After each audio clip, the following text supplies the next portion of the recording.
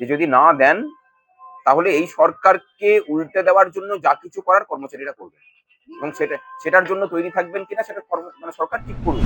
১৪ তলায় যিনি বসে থাকেন তার সংগ্রামী যৌথ মঞ্চকে নিয়ে একজন আমরা ৫ জনের একটা প্রতিনিধি দল গিয়েছিলাম। তাদেরকে নিয়ে এতটা ভয় সঞ্চার হয়েছে।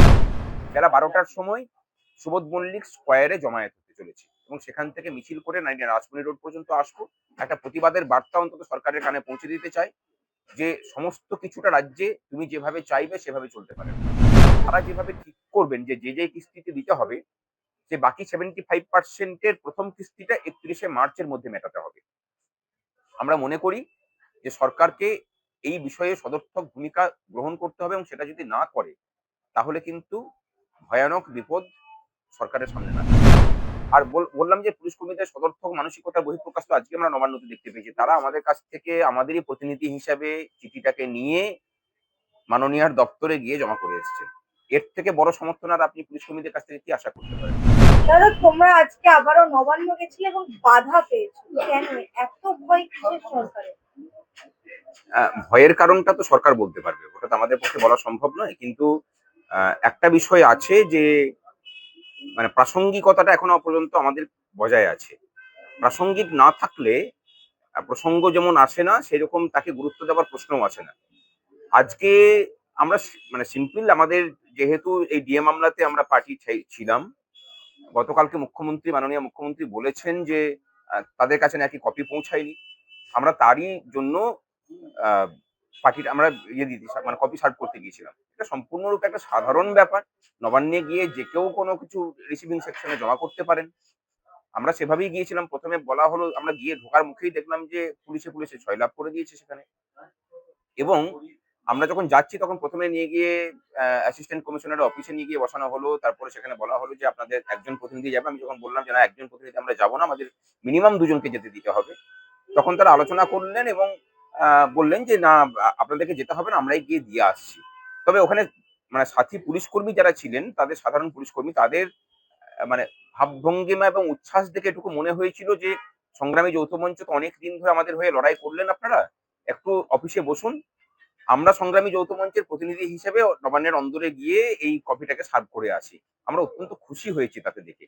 কিন্তু একটা জায়গাতে আমাদের অবাক হয়েছি যে ১৪ তলায় যিনি বসে থাকেন তার সংগ্রামী যৌথ মঞ্চকে নিয়ে একজন আমরা ৫ জনের একটা প্রতিনিধি দল গিয়েছিলাম। তাদেরকে নিয়ে এতটা ভয় সঞ্চার হয়েছে। এখানে আরো একটা জিনিস বলার আছে, সেটা হলো যে গতকালকে উনি বলেছেন যে হয়তো রিভিউয়ে যেতে পারেন। আমরা সরকারকে একদম পরিষ্কার আলটিমেটাম দিচ্ছি। সুপ্রিম কোর্টের রায় মানার বিষয়ে এসআইআর প্রসঙ্গে আপনার মন্ত্রিসভার গুরুত্বপূর্ণ সদস্য চন্দ্রিমা ভট্টাচার্য গত পরশুদিন প্রেস কনফারেন্স করে বলেছিলেন যে এসআইআর প্রসঙ্গে সুপ্রিম কোর্ট যেমন যেমন নির্দেশ দেবে তারা অক্ষরে অক্ষরে সেটাকে পালন করে চলবে। সুপ্রিম কোর্টের প্রতি যদি সম্মান প্রদর্শনের বিষয় হয়ে থাকে তাহলে সেই সম্মান কেস টু কেস বেসিসে এইভাবে ভ্যারি করবে কিনা সেটা আমাদের প্রথম জিজ্ঞাসা।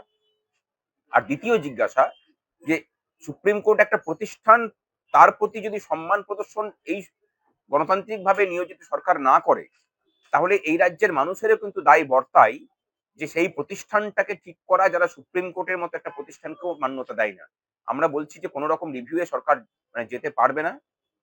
সরকারি কর্মচারীরা তার সামনে প্রতিবন্ধক হিসেবে উপস্থিত হবে এবং এই যে মনোভাব, সেই মনোভাবের বিরুদ্ধেই আমরা আগামী ৮ তারিখ রবিবার বেলা ১২টার সময় সুবোধ মল্লিক স্কয়ারে জমায়েত হতে চলেছি এবং সেখান থেকে মিছিল করে রাজমনি রোড পর্যন্ত আসবো।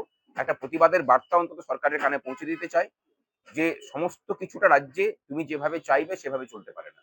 দাদা, কপি সলভ হয়নি কিন্তু রিভিউ এ যেতে পারেন, এই বিষয়ে মুখ্যমন্ত্রী তো পরিষ্কার ছিল, কিন্তু কপি হাতে পাননি। আগে থেকে সমস্ত কিছু ডিটারমাইন না করে থাকলে, গতকালকে দেখেছেন যে অন্তর্বর্তী বাজেট পেশ হয়েছে এবং সেই অন্তর্বর্তী বাজেট আপাতত জুলাই মাস পর্যন্ত যে হিসেব, সেই হিসেব ধরে করা হয়। সেখানে কিন্তু এই যে বকেয়া দিয়ে দেওয়ার জন্য কোনো রকম আর্থিক সংস্থান কিছু রাখা হয়নি। তার মানে আমরা ধরেই নিচ্ছি যে প্রশাসনের অন্দরে সুপ্রিম কোর্টের রায়কে মান্যতা দিয়ে কর্মচারী এবং পেনশনারদের বিশেষ করে তাদের অধিকারটুকুকে পাইয়ে দেওয়ার কোনো রকম সদিচ্ছা এই সরকার দেখাবার মতো জায়গাতে নেই। সুপ্রিম কোর্ট কিন্তু বলেছে যে 25%টা ইমিডিয়েটলি দিতে হবে। ইমিডিয়েটলি মানে গতকালকে রায় হয়েছে তারপর থেকেই সেটা কার্যকরী। এবং তারপরে যে কমিটি করেছে সেই কমিটিকে আগামী 6 মার্চের মধ্যে রিপোর্ট দিতে হবে এবং তারা যেভাবে ঠিক করবেন যে যে কিস্তিতে দিতে হবে সে বাকি 75% প্রথম কিস্তিটা 31শে মার্চের মধ্যে মেটাতে হবে। আমরা মনে করি যে সরকারকে এই বিষয়ে সদর্থক ভূমিকা গ্রহণ করতে হবে এবং সেটা যদি না করে তাহলে কিন্তু ভয়ানক বিপদ সরকারের সামনে নাচ্ছে। দাদা, সুপ্রিম কোর্টের রায় তো একেবারে বাজেট পেশ হওয়ার আগেই সম্পন্ন হয়ে গেছিল, বেশ সকালের দিকেই।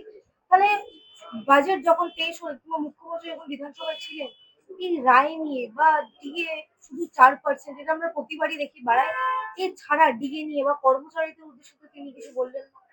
দেখুন মানে প্রতিবার যে বাড়ায় সেটা কিন্তু নয় একদমই।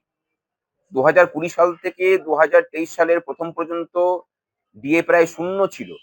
ডিএ শূন্য প্রায় নয়, আমাদের হাউস রেন্ট থেকে 3% কেটে নিয়ে সেটা 2021 সালে শুধু দেওয়া হয়েছিল। 22 সালে ডিএ প্রায় শূন্য ছিল, 20 সালে ডিএ শূন্য ছিল, 23 সালেও শূন্য হতো যদি না সংগ্রামী যৌথ মঞ্চ রাস্তার আন্দোলনে নামতো। এখন এই রাস্তার আন্দোলনের ফলে বিগত 3 বছরে মানে 19% ডিএ আদায় হয়েছে। এটা কিন্তু সরকার সদিচ্ছা মানে স্বইচ্ছায় দিয়েছে, এটা কিন্তু একদম ভেবে নেবেন না।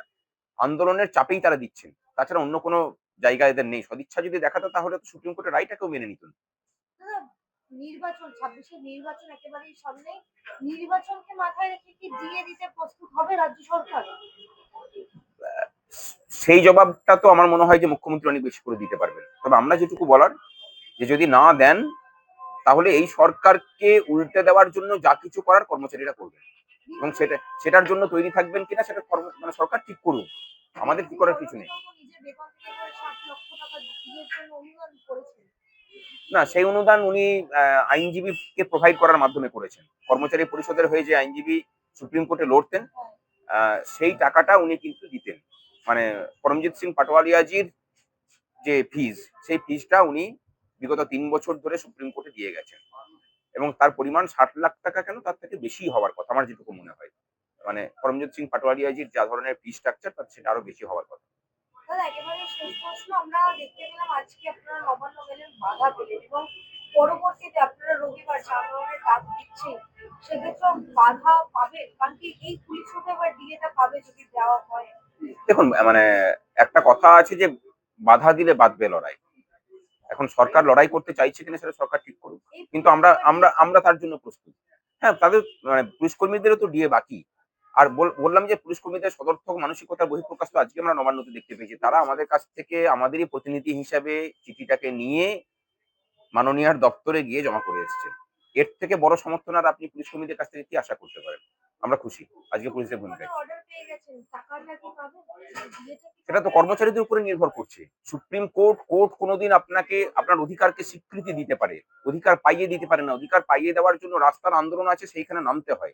গণতন্ত্রে মানুষ যদি আন্দোলন বিমুখ হয় তাহলে তার অবস্থাটা স্যাটে জিতবেন, হাইকোর্টে জিতবেন, সুপ্রিম কোর্টেও জিতবেন, কিন্তু অধিকারটা হস্তগত হবে না। অধিকারটা কিন্তু অধরাই থাকবে। এটাই হয়। পশ্চিমবঙ্গের কর্মচারীরা ঠিক করুক যে কোনটা চান। বাড়িতে বসে দিবা স্বপ্ন দেখবেন যে সুপ্রিম কোর্ট আপনার অ্যাকাউন্টে টাকাটা ঢুকিয়ে দিয়ে যাবে, নাকি সুপ্রিম কোর্টের রায়টাকে মান্যতা দেওয়ানোর মধ্যে দিয়ে তাকে অর্জন করে নেবেন, সেটা কর্মচারীরা ঠিক করুন।